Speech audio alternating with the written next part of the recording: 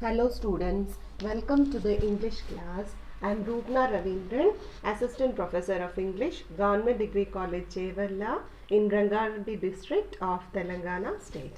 So today I am going to talk about the grammar topic, non-finite verbs.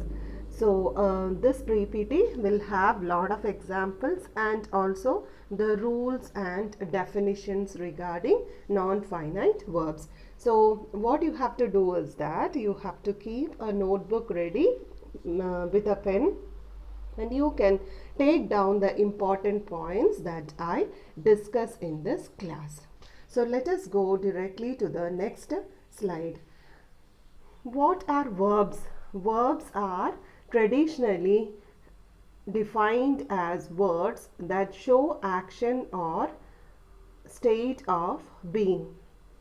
So verbs are words that denote action. A simple example will be play, read, discuss. Okay, all these are examples of verbs.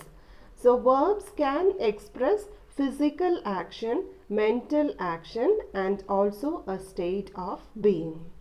So let us find out the examples of physical actions. Here are some sentences with verbs that express physical actions. In each example, the verb is highlighted.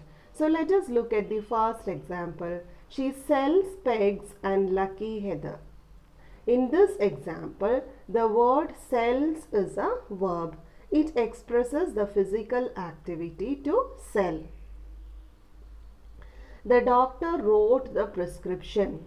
In this sentence, the verb is wrote. Verbs can express mental actions also. For example, verbs like guess, thought, etc. Represent mental actions. Here, what is the example that I have written? She considers the job done. In this sentence, considers is a verb. Next one. Peter guessed the right number. What is a verb in this sentence? Yes, guessed is a verb. So it happens in your mind. It is a mental action. Nobody sees it outside. So those kinds of words are also verbs. Next, verbs can express a state of being. It can show existence. A small but extremely important group of words do not express any activity at all, but the most important verb in this group is to be. To be means to exist. That means a state of being. So it was a joke. So was is not an action there. It is not a physical action or a mental action, but it is only a pure form of existence or a state of being. Next one, I am. Am is also a word that express a state of being. So in this slide we have understood, from this slide we have understood that verbs can denote physical actions, mental actions, and state of being. So here we have two kinds of verbs. They are finite verbs and non-finite verbs. So in a sentence there is normally at least one verb that has a subject and a tense. When a verb has subject and tense, it can refer to a finite verb. So when you study tenses, when you study present tense and past tense, you might have observed the changes that comes to the verb. So those kinds of verbs are called finite verbs. I'll give you examples. I'll give you a lot of examples. Then this topic will be very clear for you. Finite verbs have a definite relation with the subject or noun. So usually in English the sentence structure is SVO. So the V comes, the finite verb comes in the middle of subject and object. So it has direct relation with the subject, and most often the subject is a noun. These verbs are usually the main verb of a clause or sentence and can be changed according to the noun. So these vary These finite verbs vary according to the noun. They are used only in present and past tense. They can be indicative of passive or active voice, and also the number, that is singular or plural. Let us look at the first example and then we'll understand what is finite verb in the sentence. We want Charlie to act as club secretary. So what is the subject in this sentence? Subject is a pronoun, that is we. What is the main verb in this sentence? Want is main verb. So this want is a finite verb. It can be changed according to the tense. Now this is present tense. This sentence is in present tense.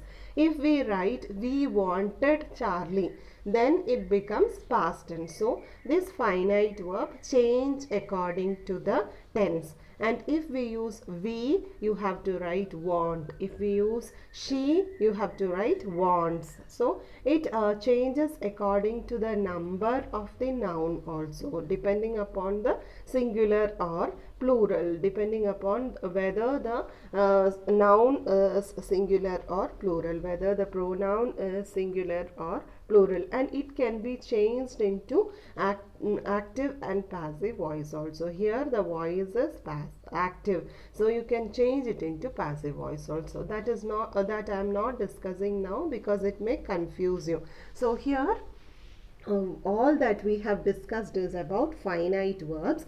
Finite verbs mostly comes in the middle of the sentence, and it is related to the subject of the sentence and also the tense of the sentence, and it can vary according to the voice, according to the number of the subject and so on. So it can be in present tense or in past tense. So all these are related to finite verbs. Let us look at the last two examples.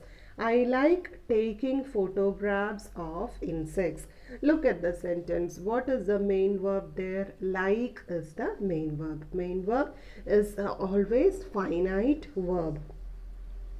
Coming home last night, I saw a deer run across the road. I saw a deer run across the road. In this portion, you can see the main verb is saw. It is in past tense. So you are clear about the tense here, and that verb is finite. A verb is finite if it is found in a clause in combination with subject and a tense. So only if it is found in combination with subject and tense, you call it a finite verb. I'll make it clear for you. Let us go to the previous slide. Here, look at the last sentence.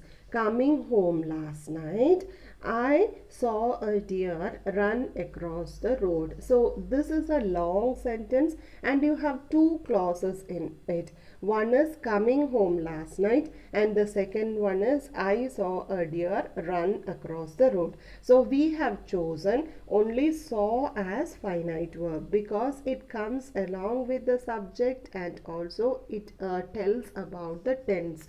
We discussed that it is past tense. But look at the left part of the sentence, coming home last night. There you don't have a finite verb. Okay, you don't have a subject also there. You don't have any person, any noun there. So that is not a finite verb. So in the right part of the sentence you have I saw a deer run across the road, and in that sentence the verb saw is related to the subject I, is related to the object deer, and also related to the past tense. Okay, it is in active voice. Now let us go to the next slide. Here there are different examples. I walked home. What is the verb in this sentence? Walked is verb and that verb is in past tense. Next, we saw a deer. Saw is past tense. They appreciate a little praise now and then. Appreciate is a verb that is in present tense. I sing. Sing is a verb. It is related to the subject I, the pronoun I. We tell stories at night. In this sentence, what is the verb? Tell is the verb. Maya laughed. Laughed is the verb. The shelter collapsed. Collapsed is the verb here. And what is the noun? What is the subject here? Shelter is the subject. It is non-finite if it is used without a verb having a tense. So far we have discussed about finite verb. We said that it is the main verb in the sentence and it changes according to the tense. It changes according to the number of the noun or pronoun and so on. So now we are going to non-finite verbs. So non-finite verb is not related to any subject in the sentence. And it is not having any tense also. So let us look at the example given below. To open, tear off the tab.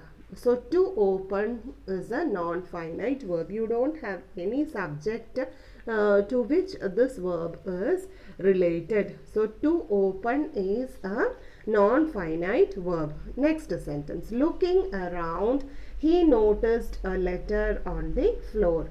So first, looking is a non-finite verb. There is no subject to which it is related. So looking is a non-finite verb. Next one, worn out by the heat, they stopped for a drink. So worn out is a non-finite verb. It is non-finite verb if there is no agreement between the subject and the verb. So we already discussed that in non-finite verb there will not be any agreement between the subject and the verb and they will not have any tense. More examples are given. That plan failing, he gave up. So failing is a non-finite verb. Our guest departed, we felt a little depressed. So look at that sentence. That sentence has two clauses. So in the first clause you have our guest departed. We felt a little depressed. So is there any non-finite verb there? No, you don't have any there. Those are finite verbs because it is related to the subject. You have subjects in both the sentence and that change according to the tense. So there is no non-finite verb over there. Next slide, finite and non-finite verbs. So you on the left hand side of the table you have examples and next column is about tense and the right hand side of the table you have a finite or non-finite verb. So first example is Satvik plays the keyboard. So this is a sentence in simple present tense. So if it is related to any tense then it will be definitely finite verb. Next one. My kids spoke Malayalam during last holidays. So spoke is simple past tense. So it is a finite verb. Spoke is a finite verb. Let us look at the next sentence. It took courage to continue after the accident.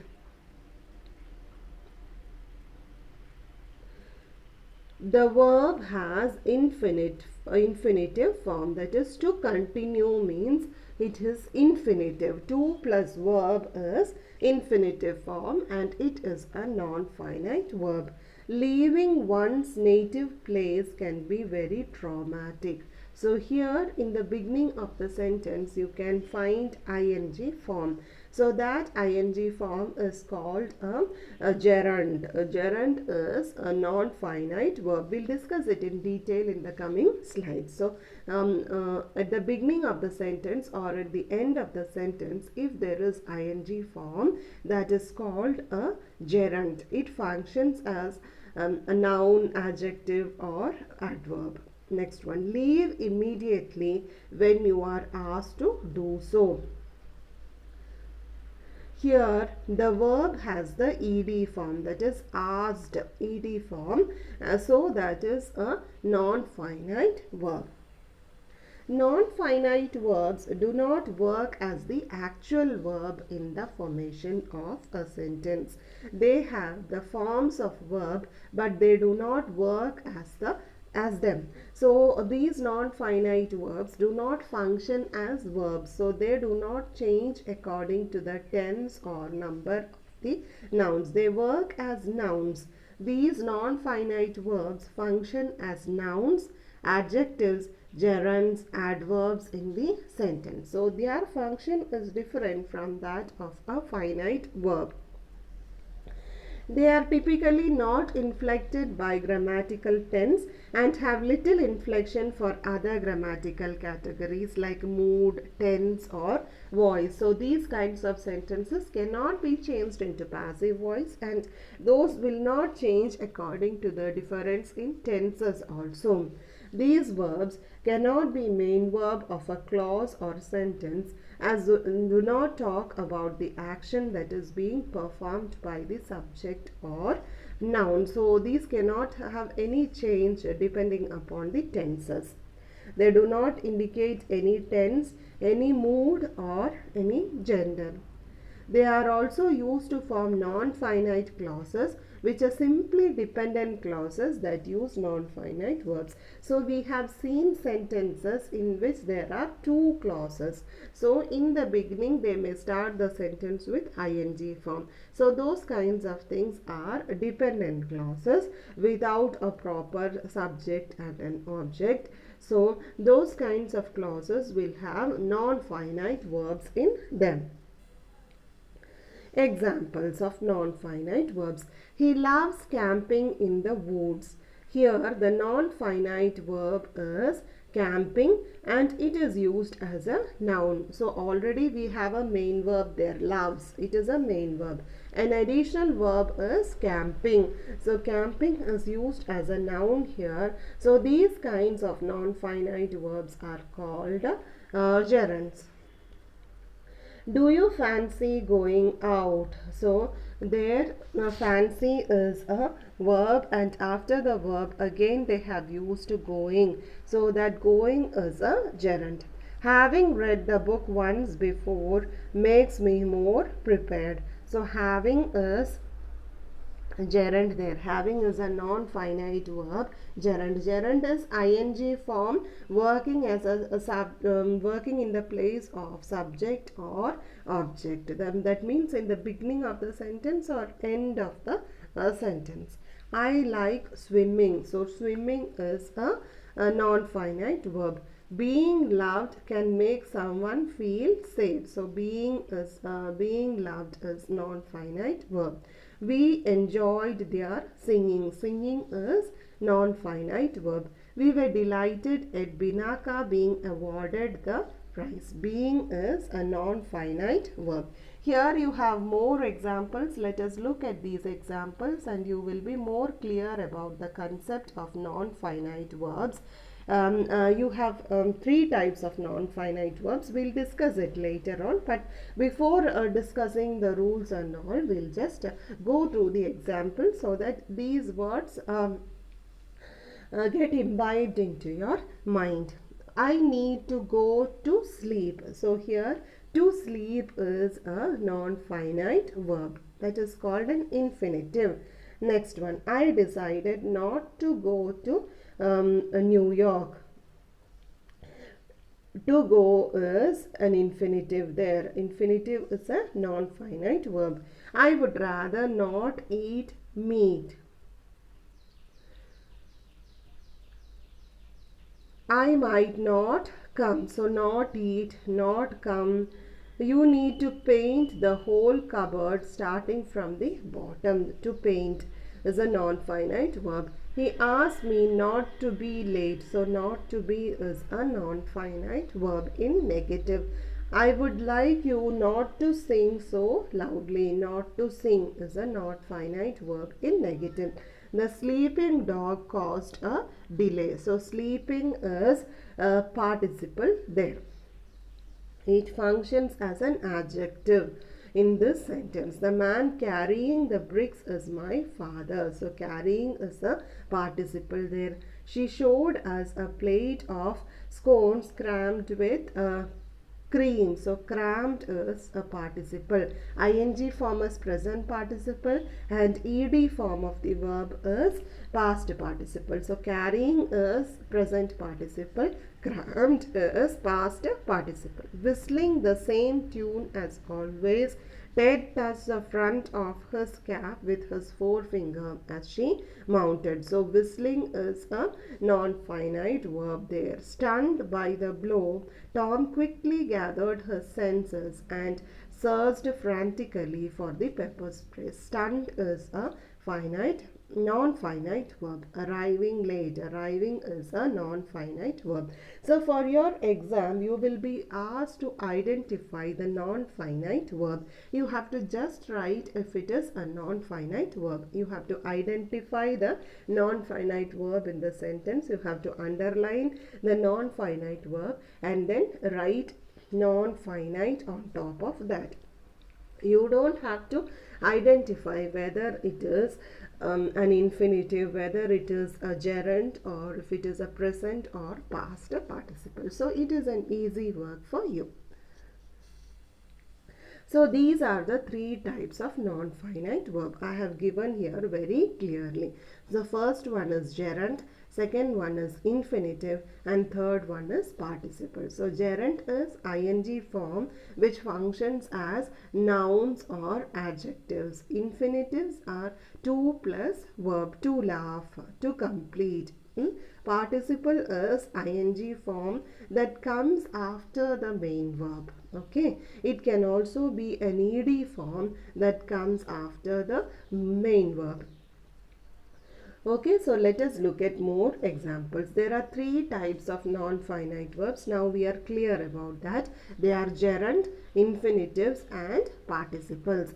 A gerund is a verb form that appears in position that are usually reserved for nouns. So it appears in the beginning of the sentence or at the end of the sentence where usually nouns appear. Okay, so it replaces the nouns and it is ends in ing form. Gerunds typically appear as subject or object in noun phrases or even as the object of a preposition. The infinite of a verb is considered the base form listed in dictionaries. So it has a main verb, but main verb is usually followed by to, the particle to. I tried not to laugh. So to laugh is there an infinitive. Participles can be divided along two lines according to the aspect of the voice. So look at the example. The guy is fixing my bike. So fixing is a present participle. He has fixed my bike. So fixed is past participle. My bike was fixed. Fixed is past participle. Non-finite parts of a verb are those that do not indicate number, person or tense. I hate smoking. Smoking is a non-finite verb. You are clear now. In fact, it is a gerund. That is a noun formed from a verb. Gerund has ing in its ending. I want to go there. To go is a non-finite verb. To plus verb is an infinitive. We ate our roasted peanuts. Roasted is a non-finite verb. Already there is a main verb ate and again you have another verb roasted functioning as an adjective. So that is a participle, that is a past participle. Here you have a table. Again you have it divided into gerund, infinitive and participle. You have the additions. If it is a gerund, you have ing form. If it is an infinitive, then it usually preceded by to, and if it is a participle, you have ing form in the ending for present participle and ed form, ed, dt, en or n, that is the v3 form you have for past participle.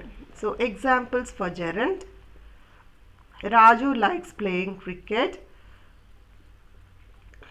Infinitive, he wants to play cricket. He wants to A game to play. He requested to play. So to plus verb is infinitive. Raju was the playing reserve. We watched Raju playing cricket. He is playing badly. So in these three sentences, the ing form is participle. So here you have examples of non-finite verbs.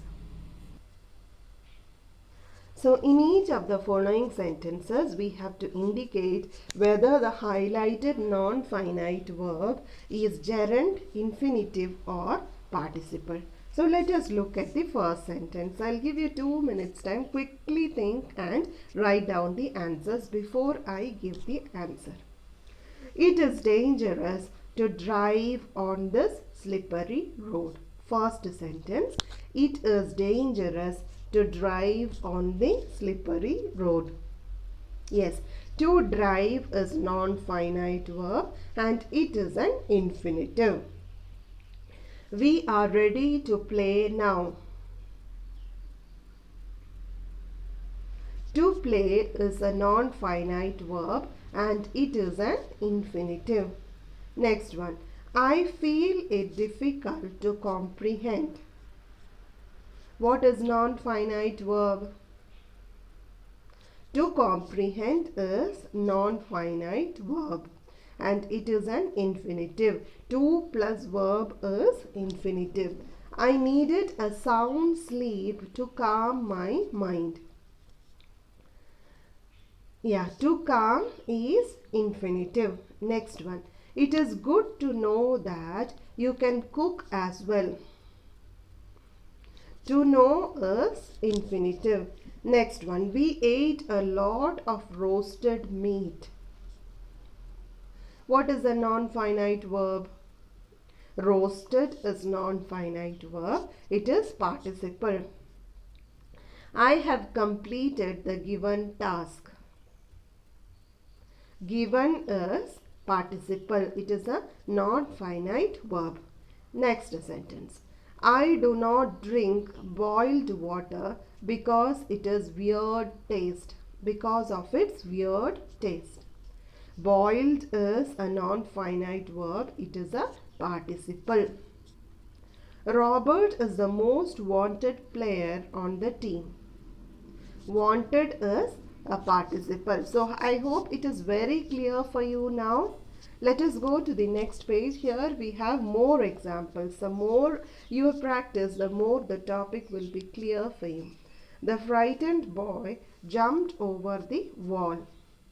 Frightened is non-finite verb. It is a participle. Being amused, I clapped hard in the theater. What is the non-finite verb here? Amused is the non-finite verb. Sean gave up smoking a few years ago. Yes, smoking is the non-finite verb. It is participle. Marshall insisted on taking the bus instead of the train. It is participle, again taking. Walking is a habit you should develop from the beginning. Walking is a gerund. Running like a maniac will not solve any problem. Running is a gerund. It is a non-finite verb. Sleeping in the afternoon is not healthy at all. Sleeping is non-finite verb. A flying bird is more watchful than a sitting bird. So you have both gerunds, flying and sitting. He saw a sleeping cat yesterday. Again a gerund. I respect the working disabled people. It is a gerund. Alex saw a spider creating its trap. A gerund over there.